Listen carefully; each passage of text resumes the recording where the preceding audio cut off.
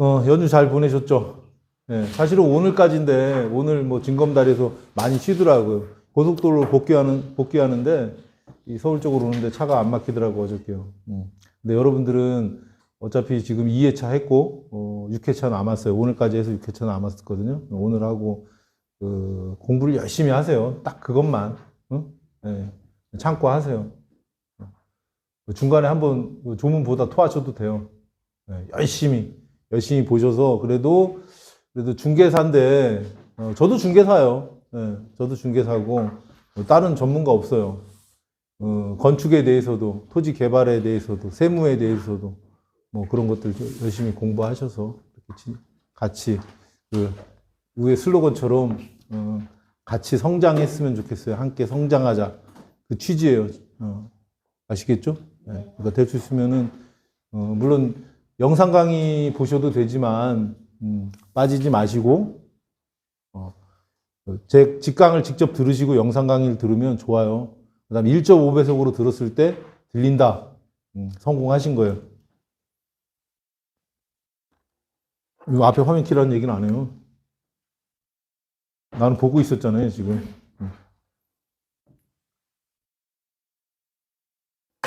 보이시죠? 네. 영상 강의 보면 잘 안 보여요. 자, 저번 시간에 한 것 중에서, 우리가 개발할 때, 아까도 제가 기반 시설도 얘기했고, 그 다음에 개발의 어떤 적정성, 면적이든 그런 내용이든 이런 적정성, 그리고 제일 중요한 게, 허가 공무원들이 따지는 것 중에 가장 중요한 게 민원이에요, 민원. 내가 이걸 해줬는데 민원이 생겼다. 결국에는 이제 주변 지역과의 부조화가 생겼다고 보는 거죠. 예. 그건 재량이에요. 재량이기 때문에 뭐 여러분들이 뭐 행정 심판도 할 수 있겠지만 굳이 그런 것들을 부딪힐 필요는 없잖아요. 예. 알아갖고 사전에 알아서 대비를 하는 거죠. 그래서 그냥 막 들이대는 게 아니고 각 지자체별로 아까 제가 용인시 조례에서 창고 허가할 때, 개발행위 허가할 때 이러한 기준들이 있다. 그 기준에 미리 맞는지 그런 땅을 찾는 거예요. 그게 이제 적지 분석이라고 하는 거죠. 네. 적지 분석을 해서 이렇게 하시면 됩니다. 자, 복습하겠습니다. 그 개발행위에서 이제 그 개발 절차, 개발 조건 개별적으로 보면, 경사도, 그 다음에 임상, 표고, 이렇게 말씀을 드렸죠. 네? 여기서 중요한 건 이제 경사도. 경사도는, 밑변분의 높이. 네? 그렇게 해서 한 뭐 20도가 조금 넘어도, 광주시는 20도 미만인데, 20도가 좀 넘으면 한번, 전문가한테 맡겨서 경사도를 계산해 보시는 그런 방법이 좀 필요해요. 그 다음에 임상은 말씀드린 대로 그 평균, 그 밀도를 따지는 거거든요. 그러니까 뭐 임상은 그렇게 여러분들이 뭐 임상이 문제, 경사도하고 표고가 문제가 안 되는데 임상이 문제가 돼서 개발을 좀 못한다. 라는 물건이 있으면 대박인 거예요. 네? 왜냐하면 경사도나 표고는 쉽게 바뀌기가 어렵잖아. 근데 임상 같은 경우는, 소나무 재선충도 있고요. 그 다음 가끔 불도 나요. 네. 가변적인 거라는 거지. 됐죠?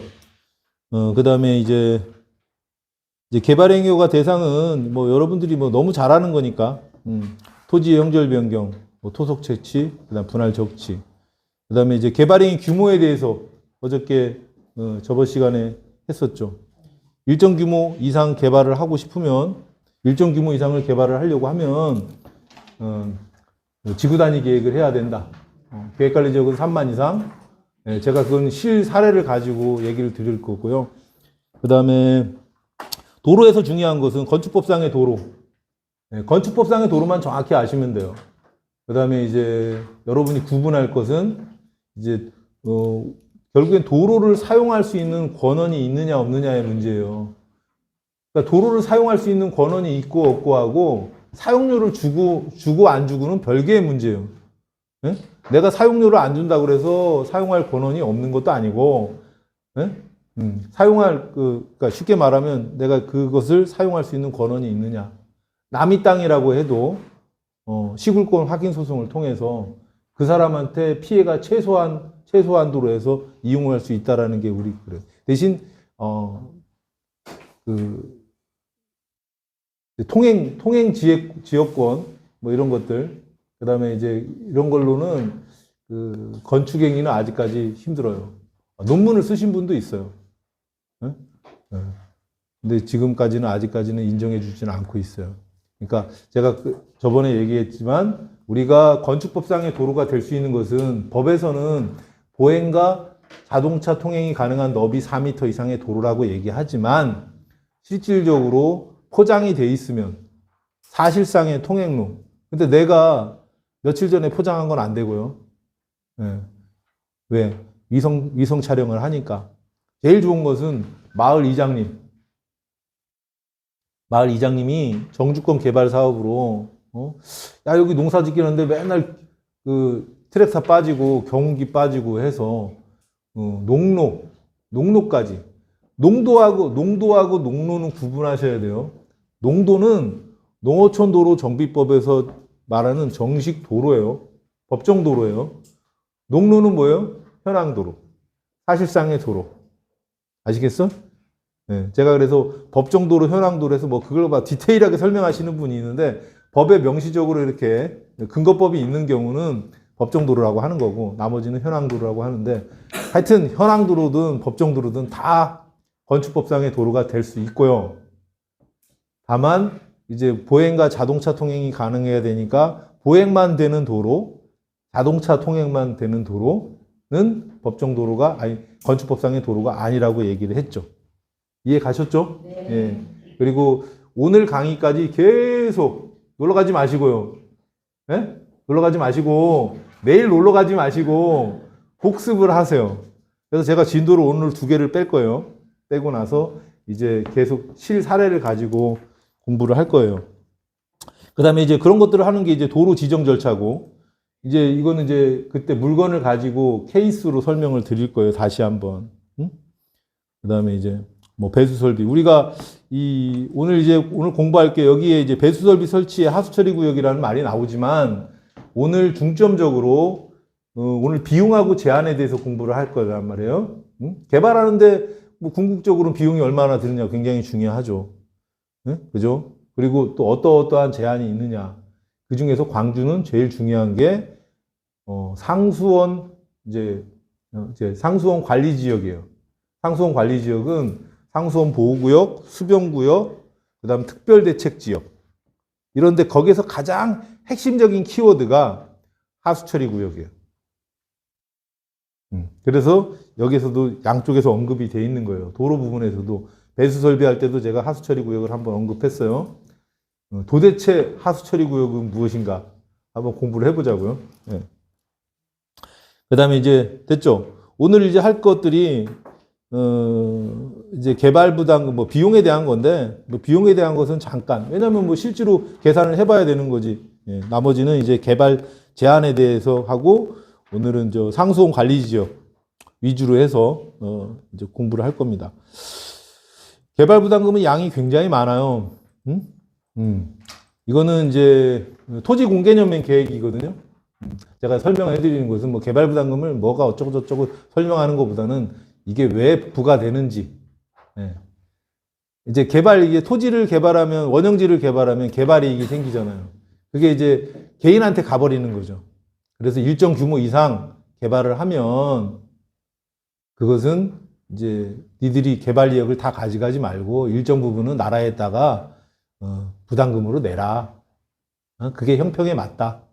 그래서 이제 우리가 뭐 알기는 뭐 개발 부담금 25% 얘기하잖아요. 뭐 거기에서는 이제 나머지 비용들 이제 순수 지가 상승 빼고 뭐 개발에 들어간 토지의 가치에 들어간 비용들도 이렇게 빼고 이제 하는 거고 나머지 25% 내는 건데 이제 일정 면적 이상이에요. 그다음에 개발 사업별로 나눠지고 이제 그 얘기는 뭐냐면 일정 면적이 안 되거나 요즘 같은 경기가 어려우면 제가 보세요. 조만간 있으면 개발 부담금 면제를 해주거나 아니면 완화를 해줄 거예요. 2017년부터 2019년까지도 한 2년 동안 한시적으로 개발부담금을 완화해 줬어요. 면적으로. 네? 우리가 1650인데 2500 이상만 개발부담금을 부과시켰거든요. 응? 그러니까 그때는 500평 개발하면 501평 개발하면 개발부담금을 냈잖아요. 그죠? 네, 근데 이제 2,500까지 완화해 준 것처럼 또 그리고 뭐 그 전에 뭐 IMF 때나 뭐 이런 금융위기 때나 한시적으로 면제를 해줬어요. 물론 이제 그때 허가받은 것은 이미 다 끝났겠죠. 응? 응. 그래서 개발부담금이라는 것은 사실은 굉장히 여러분이 개별적으로 공부해야지 오늘 이렇게 뭐 90분 8타임에 90분 강의하면서 개발부담금 머리에 다 넣어주세요 그러면 곤란하고요. 대신 제가 질문권을 다 드릴게요. 언제든지 톡으로 질문하세요. 개발부담금에 대해서. 그러니까 우리가 개발부담금은 지가 상승에 대한 거거든요. 개발이익. 지가 상승으로 일어나는 개발이익을 공공한테 좀 환원한다는 개념이에요. 그래서 참고로 얘기하면 지목 변경도 있습니다. 지목이 예를 들어서 뭐 공장 용지에서 대지로 바뀌었다. 개발부담금이 면적은 물론 당연히 되는 거고요. 해당이 되니까 개발부담금이 부과될 수 있어요. 원형지에서만 되는 건 아니고요. 대신 대지에서 공장 용지로 갈 때는 거의 개발부담금이 없어요. 왜냐하면 우리가 공장 같은 경우는 이제 생산 요소잖아요. 생산. 그렇기 때문에 지가가 좀 낮아요. 대지가 제일 비싸. 주거 상업용이. 네. 그래서 공시지가가 올라가야지 지가가 상승한 거잖아요. 그죠? 객관적으로. 네. 만약에 공장 용지가 예를 들어 내가 했는데 지역이 안 바뀌었는데 그 땅이 바뀌었는데 공시지가가 올라갈 일은 많지 없어요. 대지에서 공장 용지로 가면 오히려 더 싸지죠. 지목의 존재 의미가 뭐죠? 지목의 존재 의미는 과세거든요. 네. 그래서 아까 공시지가 얘기한 거예요. 공장 용지에서 대지로 바뀌면 공시지가가 높아질 수 있어요. 그러면 개발부담금 부과 대상이 될 수 있어요. 근데 일반적으로 대지에서 공장 용지로 가면 공시지가가 낮아지니까 지가 상승이 이루어진 게 아니잖아요. 물론 돌려주냐고? 그렇지는 않습니다. 네, 돌려주진 않아요. 제한. 그래서 이제 개발부담금 그렇고 농지보존부담금은 뭐 간단하잖아요. 그죠? 농지보존부담금 제곱미터당 30% 공시지가 제곱미터당 30% 상한가는 5만 원. 그걸 평으로 환산하면 16만 5천 원. 됐죠? 네. 물론 여기도 감면이 있죠. 여러분이 알아야 될 건 뭐예요? 감면을 알아야죠. 개발부담금을 아는 게 중요한 게 아니고 농지보존부담금을 아는 게 중요한 게 아니고 어떤 경우에 감면을 받는지. 자, 중개사는 예외까지만 알면 돼요. 예외. 그죠? 원칙과 예외를 알면 되는데 전문가는 예외의 예외를 알아야 돼요. 그러니까 여러분들이 노력하는 것은 나 원칙과 예외 알아 라고 끝나시면 안 되고 그 예외의 예외를 알기 위해서 공부하시는 거예요. 응? 응. 그리고 그런 것들을 저한테 톡으로 질문하시면 제가 안 가르쳐 드릴 것 같죠? 가르쳐 줄 거예요. 네? 아셨죠? 네. 그 다음에 이제 대체살림 자원 조성비. 이제 대체살림 자원 조성비는 우리가 그러니까 준보존산지, 준보존산지, 보존산지, 그 다음에 산지 전용 제한 이렇게 등급으로 나눠져 있어서 오히려 우리가 많이 개발하는 준보존산지가 싸요. 그죠? 그러니까 걔네들은 보호하는 입장이니까 이제 전용 비용이 그러니까 대체살림 자원 조성비, 대체살림 자원 조성비든 농지보존 부담금이든 결국에는 내가 전용하는 걸로 인한 대가를 지불하는 거잖아요. 근데 오히려 우리가 흔히 많이 자주 개발하는 공시지가가 높죠. 준보존산지가 공시지가가 훨씬 높거든요. 근데 오히려 대체살림 자원 조성비는 더 싸요. 농지보존 부담금도 옛날에 그런 식이었었어요. 일반 농사도 잘 못 짓는 꼴짝에 있는 땅들이 공시지가는 높은데 농지 이제 전용 부담금은 더 비쌌죠. 더 쌌죠. 오히려 저기 저 지방에 그 우리가 흔히 농업진흥구역 안에 있는 거 농지 정리돼 있죠? 수리 정리돼 있죠. 농사 짓기 좋은 땅들 있잖아요. 그게 더 비쌌어요. 옛날에는 농지 이제 뭐 전용 부담금, 보전 부담금 용어가 계속 바뀌어서 그렇긴 한데 그 이유는 뭐냐면 말 그대로 진짜 보존하려고. 수도권에는 그런 의미가 없잖아요. 그래서 어떻게 이건 형평성이 안 맞다. 오히려 저 시골에서 뭘 하나 뭐 집을 지려고 전용하려고 그러면 여기가 가치가 훨씬 많이 오르는데 시골 전라도나 저 경상도 평야지대에 있는 전용 비용이 더 비싼 거예요. 그러니까 그 당시에는 뭐냐면 아무것도 없는 거, 그 다음에 농지 정리된 거, 또 수리 정리된 거. 농지 정리, 수리 정리된 것은 더 비쌌던 거예요. 불합리하잖아요. 그죠? 예. 제곱 면적당 얼마. 그래서 안 되겠다. 그래서 공시지가로 바꿨어요. 그러니까 대체살림 자원조성비도 원래는 준보전 산지를 비싸게 해야 되겠죠. 근데 이제 맞지가 않는 거예요. 취지가. 대체살림 자원조성비니까. 산지 전용 제한 지역에 있는 것이 더 비싼 건 맞아요. 그래서 그걸 좀 보완하기 위해서 더하기 공시지가의 1000분의 10을 더하게 한 거예요. 그래서 조금 더 걷고 있어요. 그 대체살림 자원조성비 어떻게 납부합니까? 아시는 분? 준보전 산지 얼마예요? 지금 제곱미터당? 한 6,000원 정도 될 거예요. 6,000원. 6,000원 더하기 그 땅에 해당 땅에 공시지가에 1000분의 10이니까 100분의 1이겠죠. 100분의 1 곱하기 전용하려는 면적. 이렇게 되는 겁니다. 그러니까 준보전 산지가 제일 싸요. 점점 좀 올라가요. 예, 예. 그래서 뭐 평당으로 따지면은 뭐 예를 들어 한 3만 원밖에 안 되는 거예요. 그러니까 농지하고 임야하고는 차이가 많이 나죠.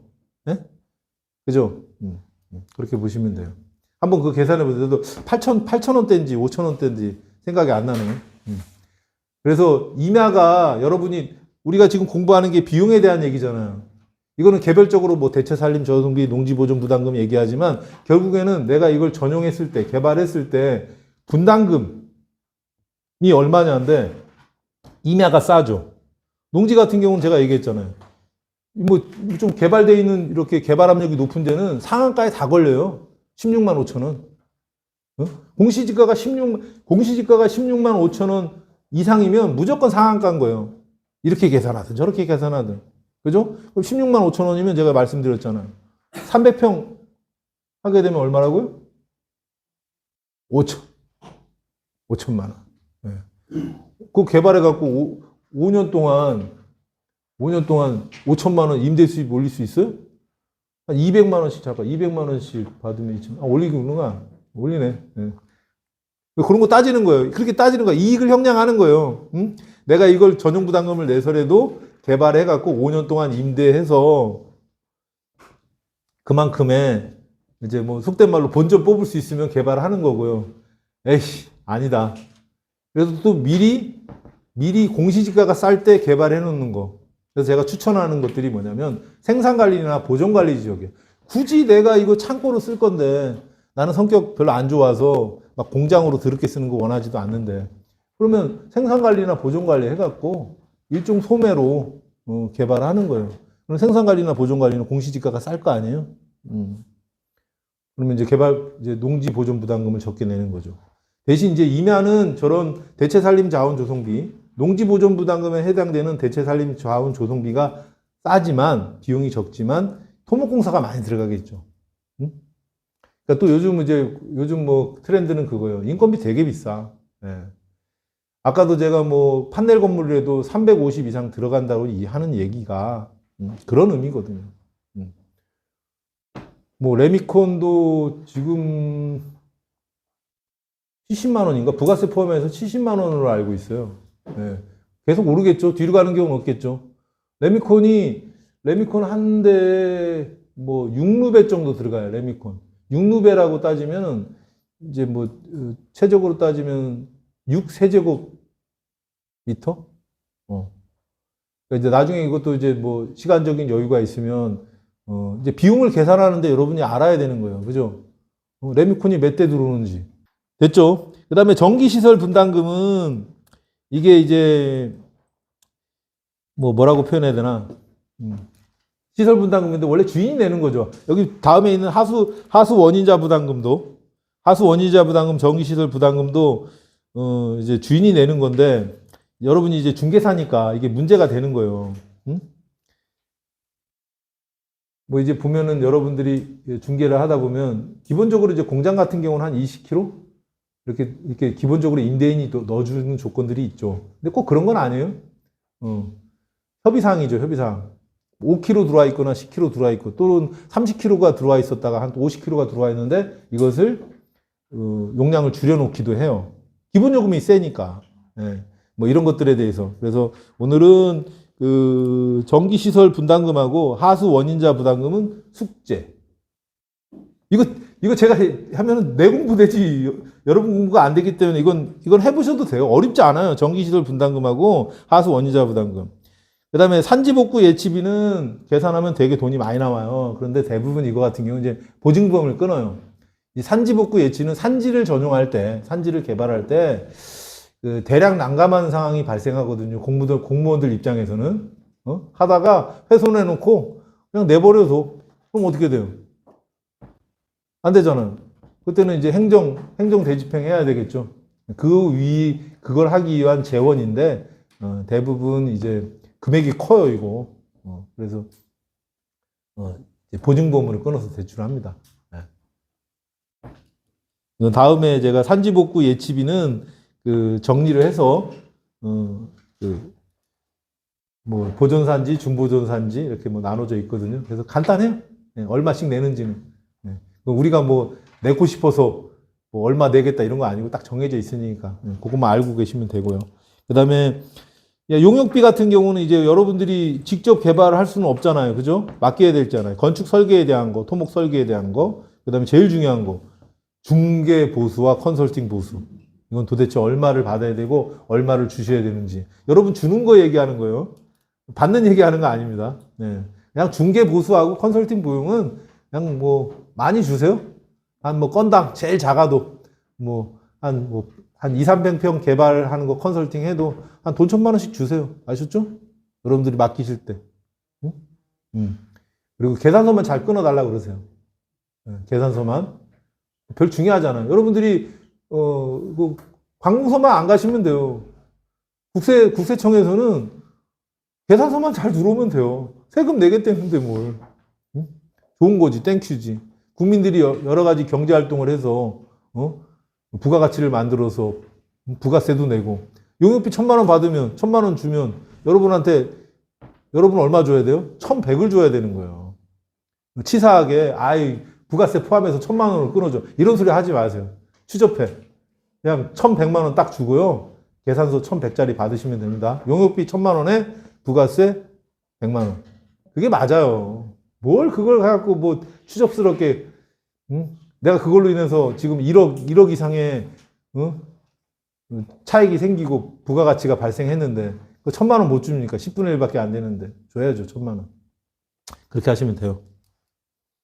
그 다음에 이제 지목변경 취득세가 나온다는 거. 지목변경은 언제까지? 이거 부가입니까? 아니면 신고 납부입니까? 지목변경 취득세. 본인이 개발하고 60일 이내에 신고 납부하는 거예요. 근데 이제 대부분 이제 지자체에서는 안내를 해주죠. 지목 변경이 됐으니까 신고 납부하세요 하고 친절하게 고지를 해주죠. 안내, 고지가 아니고 내가 이거 신고한 납부하는 거 원칙은요. 예, 그게 있고요. 그러면 얼마 안 돼요. 한 몇백만 원 나와. 예, 그렇게 보시면 돼요. 그 다음에 이제 취등록세 내시고 측량 비용 내고 전반적으로 이 정도. 그 다음에 용역비 같은 경우는 제가 얘기는 못 하겠지만 한 300평 정도 이렇게 전용할 때 설계비 같은 경우는 10만 원에서 비싼 것들은 한 15만 원까지도 해요. 그러니까 전원주택 같은 거 설계할 때. 근데 그건 딱 정답은 아닙니다. 내가 이 얘기했다가 또 건축사님들한테 또 멱살 잡힌 거 아니고 그러겠네. 그거보다 더 쌀 수도 있고. 그러니까 그 정도 이제 여러분은 참고하라는 거지. 김범철이가 그랬는데 이러면 안 돼요. 아셨죠? 그냥 하세요. 대충 참고만 하라는 거고. 그 다음에 토목 설계 비용도 마찬가지예요. 우리가 한 300평 정도 하게 되면, 평당으로 따질 거예요. 이 친구들도. 평당 해서, 한 500 전후? 네, 우리 또 토목 측량 소장들한테 칭찬받겠네. 좀 많이 올려줘서. 하여튼, 적당하게 협의 보시면 돼요. 네, 그리고 여러분 주변에 전화할 사람이 있어야 돼요. 네? 항상. 내가 부자 되는 법, 잠깐을 이용해서 부자 되는 법 얘기를 한번 해볼까요? 부자 되는 법? 여러분은 부자 되기 위해서 어떤 노력을 하세요? 어떤 방법론, 태도를 갖고 계세요? 네? 부자 되기 위해서. 책을 많이 읽으세요? 네, 그것도 하나의 방법이겠죠. 전화를 자주 한다? 네, 또 수업 분량 없어지게. 네, 저는 그래요. 제가 방법론. 11시 이전에 3통화 이상 한다. 자, 부자 되는 법 가르쳐 드렸어요, 저는. 11시 이전에 3통화 하는 겁니다. 그냥 시간 관계상 얘기하면 자기 주도적으로 업무를 하라는 거죠. 근데 11시 전에 3통화 했는데 받아주는 사람 한 명도 없다. 인간성 똑바로 쓰시는 거죠. 이 사람이 내가 전화해도 내 전화를 받아주는 사람이 없으면 나는 발전할 수가 없는 거예요. 아침에 전화를 딱 해서, 제가 11시 전인데 11시 전에 할까요? 9시 전에 해요, 9시 전에. 9시 전에. 9시 전에 해서 모든 하루의 일과는, 업무는 오전에 다 끝내버리세요. 그 다음에 11시에 때는 뭐 해야 돼요? 내가 좋아하는 사람하고 전화를 해서 점심을 먹는 거예요. 그리고 점심에, 여러분들 이제 혼자 계신 분도 많이 있는데, 점심에 오는 인간들 반기시면 안 돼요. 문전박대 하세요. 아셨어요? 아니, 점심에 밥을 먹자고 하든지, 먹자고 해도 내가 먹을까 말까인데, 아점 먹고 와가지고 점심에 커피 주래. 자, 혹시나 해봤자 역시나예요. 절대 여러분한테 도움 안 됩니다. 그런 사람. 사람이 바뀌나요? 안 바뀐다고 저는 생각하고요. 대신 토지는요. 여기 우리 커리큘럼에는 없는데, 토지 적성 평가에 관한 지침이라는 게 있어요. 네? 처음 들어봐요? 토지 적성 평가? 사람도 그렇게 평가하면 좋겠죠. 적성이 바뀌어, 토지 적성은. 개발 적성으로. 그러니까 여러분이 이게 토지 적성 평가에 관한 지침은, 토지 적성 평가는 언제 만들어졌냐면요. 관리 지역이 너무 많은 거야. 그래서 관리 지역을 계획 관리, 생산 관리, 보존 관리로 나눴잖아요. 세분했잖아요. 그 세분할 때 기준이었고, 지금은 토지 적성 평가가 여러 곳에서 이용이 돼요. 갑자기 이제 개발 지역으로 편입된다든지, 어떤 제한이 완화된다든지 했을 때는 토지 적성 평가를 하게 돼 있어요. 의무적으로. 그래서, 근데 왜 여러분들이 토지 적성 평가를 잘 모르냐면, 토목이나 건축에서는 이걸 몰라요. 그리고 자기가 할 일이 아니야. 돈 되는 일이 아니니까.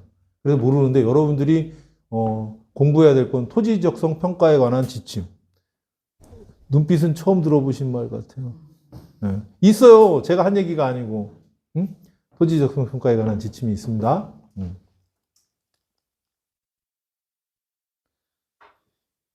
됐죠? 그 다음에 이제 제안은 이제 공부를 할 건데, 이제 제안을 보기 전에, 개발 제한 구역 있고, 군사시설 있고, 매장 문화재, 상수원 관리 지역, 성장 관리 지역. 제가 성장 관리 계획도 이제 제안으로 넣어놨어요. 그 다음 오염 총량제 이렇게 넣어놨는데, 오늘 이제 성장 관리 계획이라든지, 이런 상수원 관리 지역에서 공부를 할 거고, 그걸 공부하기 전에, 제가 여러분이 공부하면서 제일 중점적으로 많이 공부하는 부분들이 뭐예요? 법령에 대해서 공부하시잖아요. 그죠? 법령 보는 법을 가르쳐 드릴 거예요. 어떻게 법령을 공부하는지. 자, 그래서, 들어가 보겠습니다.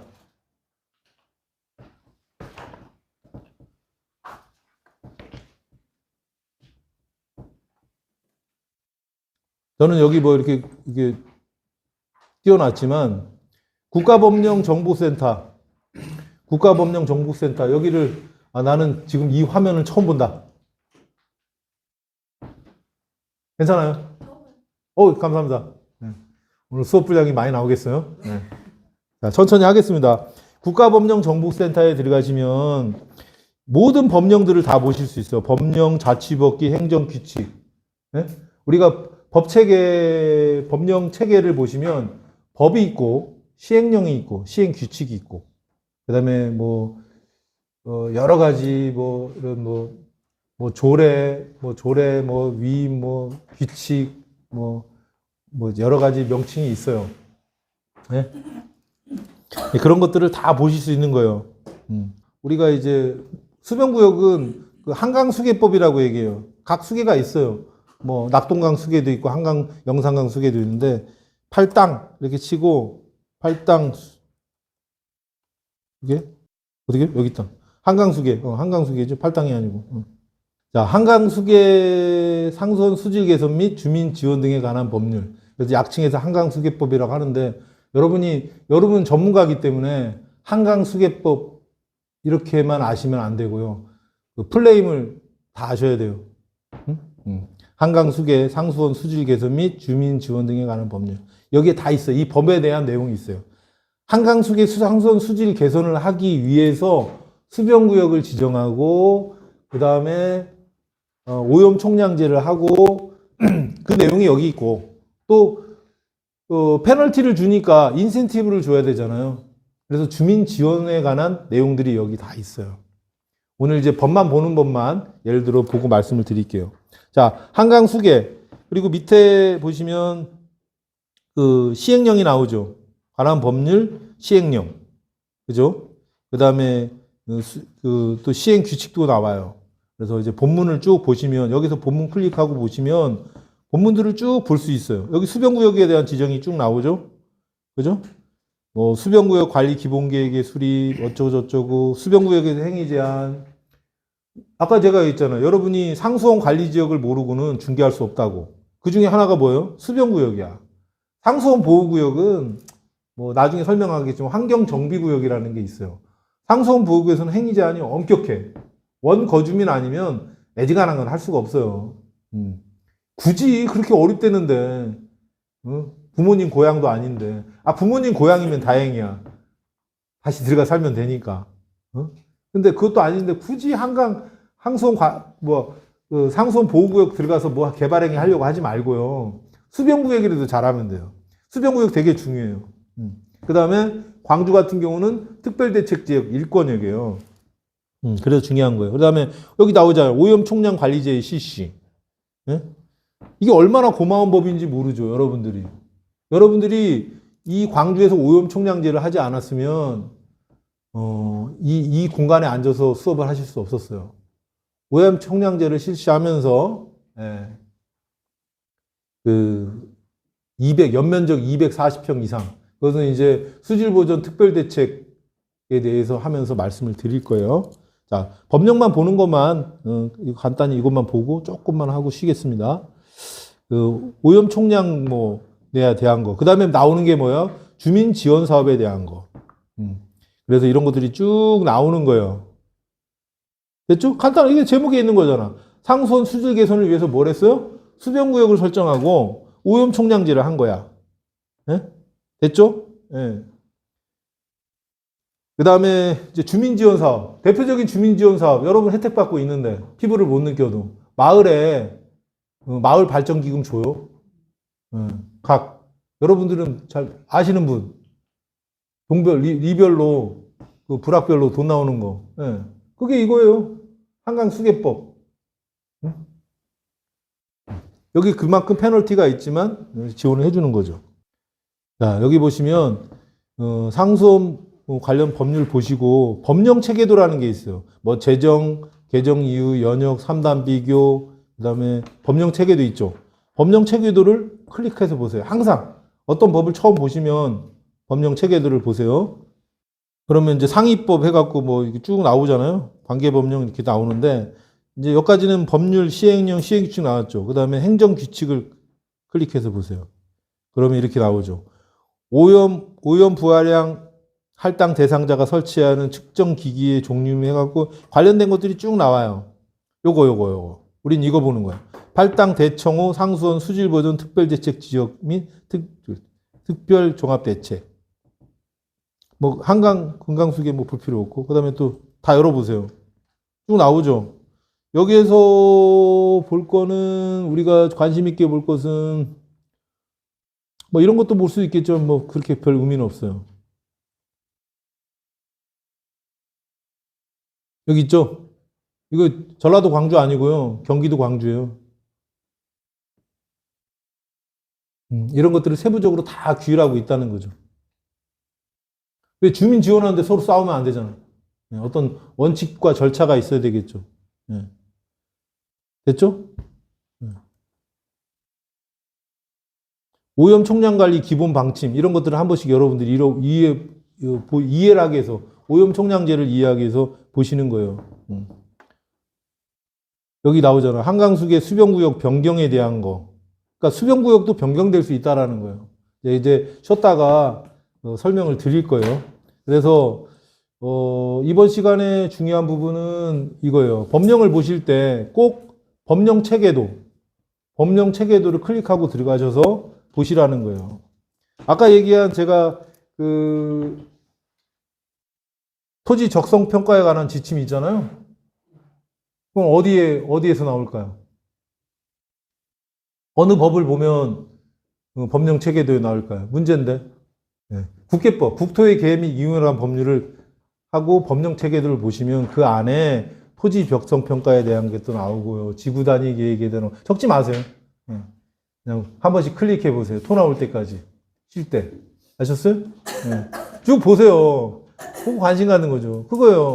그러니까 여러분들이 이렇게 와서, 물론 이렇게 오시는 자체만 해도 상위 1% 맞아요. 근데 그냥 가만히 있고 나 좀 어떻게 해줘. 이건 안 되는 거예요.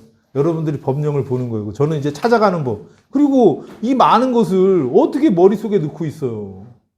찾는 법을 가르쳐 드리는 거예요. 저는 찾는 법. 아셨죠? 자, 국가법령정보센터 즐겨찾기에 넣어놓는다. 딱 두 분, 아까 손 드신 분은 국가법령정보센터를 즐겨찾기. 여러분 데스크탑 즐겨찾기에 넣어놓으시고 보세요. 별 해괴망측하고 희한한 법들이 많아요. 그죠? 됐습니다. 잠깐 쉬었다가 이제 진짜 본격적으로 제한에 대해서, 물에 대해서 하겠습니다.